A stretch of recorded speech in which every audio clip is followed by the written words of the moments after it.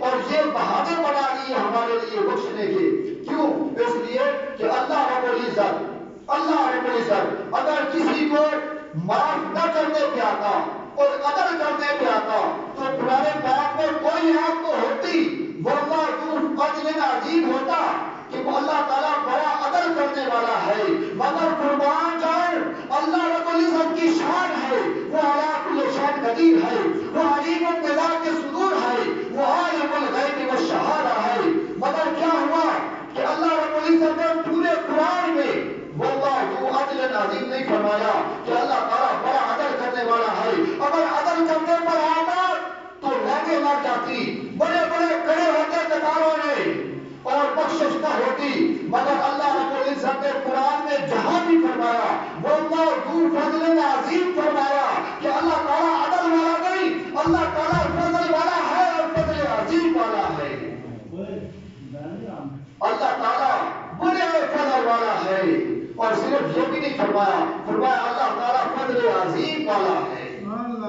فضل عظیم والا ہے، بہت فضل کرنے والا ہے، بہت کرم فرمانے والا ہے، بہت رحم فرمانے والا ہے. یہ اللہ رب العزت کی شان ہے، اللہ رب العزت کی شان ہے. تو فرمایا کلب ایک قبیلہ تھا. آقا علیہ السلام کی حدیث پاک ہے کہ بنو کلب ایک قبیلہ تھا.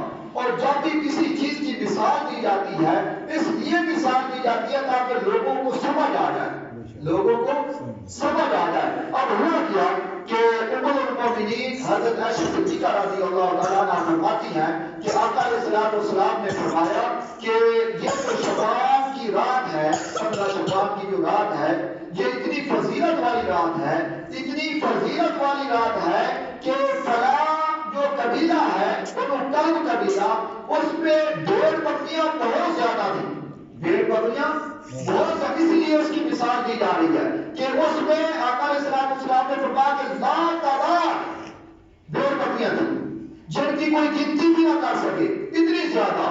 اور فرمایا کہ فلاں قبیلہ جو بنو کلب قبیلہ ہے اس کے جو بھیڑ بکریوں کے بال ہیں، بھیڑ بکریوں کے بال ہیں، یہ جو شعبان کی رات ہے اس میں اللہ تعالیٰ اتنا فضل فرماتا ہے، اتنا کرم فرماتا ہے کہ بنو کلب کے قبیلے کی بھیڑ بکریوں کے بالوں سے بھی زیادہ لوگوں کی بخشش فرما دیتا ہے، اپنے بندوں کی بخشش فرما دیتا ہے. میں نے کہا نا کہ جب بخشنے میں آتا ہے تو بہانے بھی خود تلاش کرتا ہے، بہانے بھی خود بناتا ہے.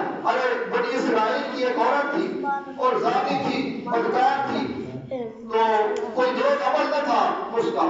تو آقا علیہ السلام نے فرمایا کہ اس ایک کتے کا بچہ جو تھا وہ پیاسا مر رہا تھا، بس اس نے ایک ہی عمل کیا کہ اس کو پانی پلایا،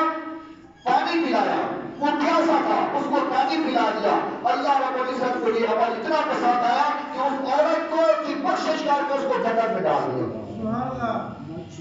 دیکھیں نا بہانے بن رہے ہیں، اللہ پاک بہانے بھی خود بناتا ہے، بہانے بھی خود بناتا ہے. تو فرمایا کہ فلاں وہ جو بنو کلب کا قبیلہ ہے، آقا علیہ السلام نے فرمایا کہ میری امت جو ہے وہ اس رات میں اتنی بخشی جاتی ہے، یعنی اس کا کوئی شمار ہی نہیں کر سکتا، اس کا کوئی شمار ہی نہیں کر سکتا. جس طرح بنو کلب کے قبیلے کی بھیڑ بکریوں کا کوئی شمار نہیں کر سکتا، کوئی تعداد ممکن ہی نہیں، لا تعداد بکریاں، اسی طرح لا تعداد اللہ تعالیٰ کی بخشش ہوتی ہے. گناہگار بخشے جاتے ہیں، گناہگار بخشے جاتے ہیں، لیکن شرط یہ ہے کہ کوئی آدمی توبہ کرنے والا ہو، توبہ کرنے والا ہو.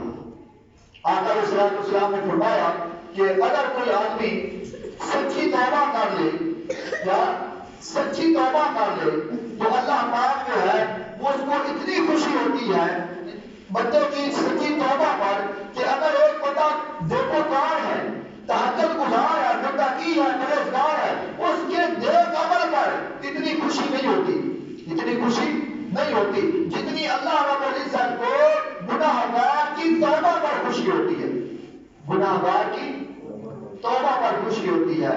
اور اللہ رب العزت فرماتا ہے کہ اگر وہ توبہ کر لے اور سچی توبہ کر لے اور اس کے گناہ زمین و آسمان جتنے ہوں، زمین بھر جائے اور اس کے گناہ اتنے زیادہ ہیں تو میں ان کے گناہوں کو نہیں دیکھتا. اگر وہ سچی توبہ کرے تو میں اس کو